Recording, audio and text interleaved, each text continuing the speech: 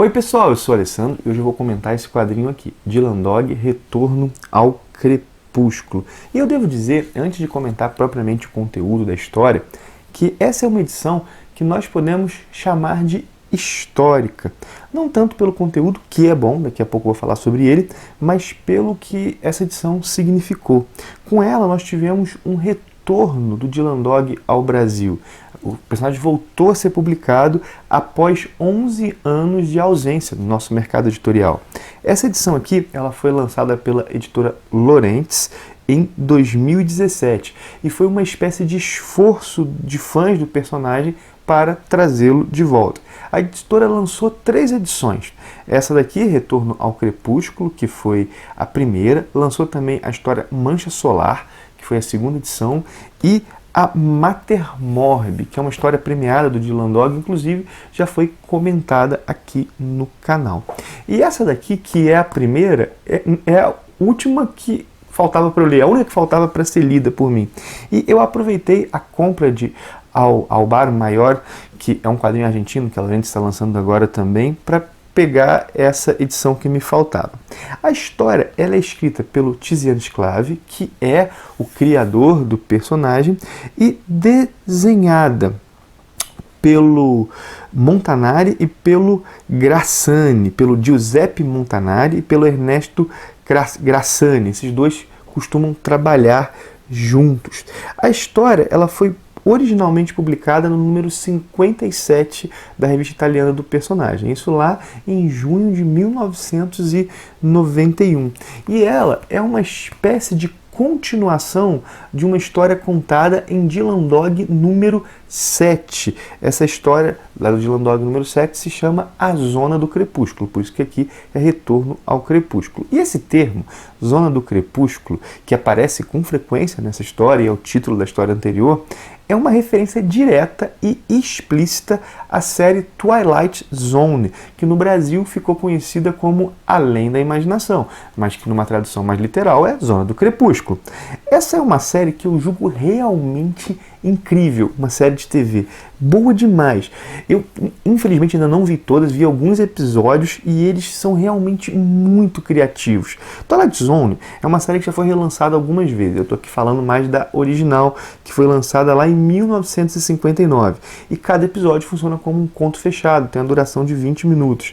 Contos de ficção científica, fantasia, e sempre com roteiros inteligentes e uma reviravolta final. É uma série que serviu de inspiração para um montão de outras, inclusive para Black Mirror, que hoje faz um bom sucesso. Particularmente eu gosto muito desses 2 episódios. O Homem Obsoleto, cara, muito legal.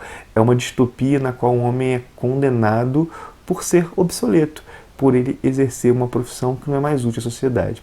E também The Eye of Beholder, ou Os Olhos de Quem Vê, que é uma história sobre uma moça que ela sofre uma deformação e ela tem o rosto todo como se fosse múmia, né? E ela tem essas tiras no rosto, o rosto todo enrolado, e ela passa o episódio inteiro assim, porque aquela sociedade ela bane os deformados. Muito legal esse episódio também, muito legal esse episódio. Ou seja, e Twilight Zone realmente tem muito a ver com Dylan Dog. Eu nem tinha parado para pensar nisso, mas tem muito a ver mesmo. E Twilight Zone não é a única referência presente nessa história. Vou mostrar um pouco os desenhos para vocês.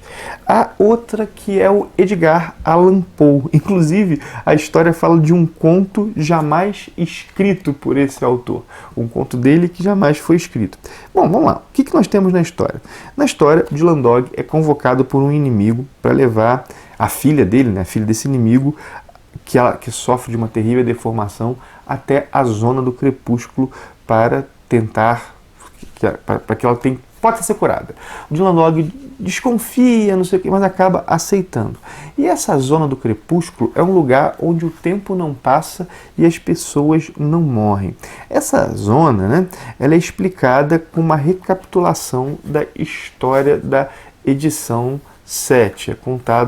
Isso é contado para o leitor, né, até para tornar mais acessível essa história aqui.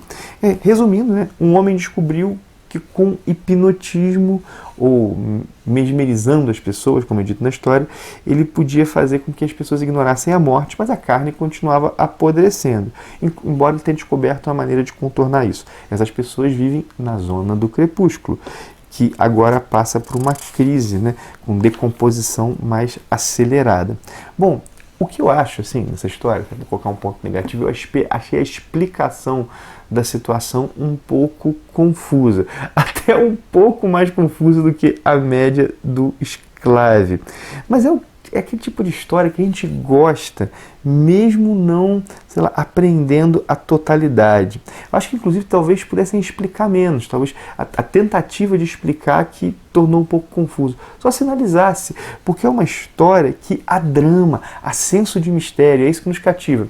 Mal comparando, é um pouco, sei lá, 2001 Odisseia no Espaço, tem nada a ver com 2001 Odisseia no Espaço, mas é isso, né? Aquele senso de drama, de mistério, nos cativam. Não é das melhores histórias do Sclave que eu já li, mas ainda assim é bem bacana. O cara é um mestre. Luciano Sclave é um mestre, é um dos grandes roteiristas do quadrinho mundial, né? E a média dele é muito alta.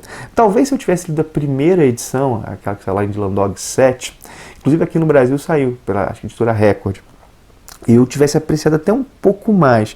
É uma história que bebe na cronologia, mesmo sendo acessível para quem não tenha lido a história anterior. Mas eu vou tentar correr atrás dessa Dylan Dog 7 para ver, assim, para ler e quem sabe depois até voltar e reler aqui, ou fazer cotejar as duas edições.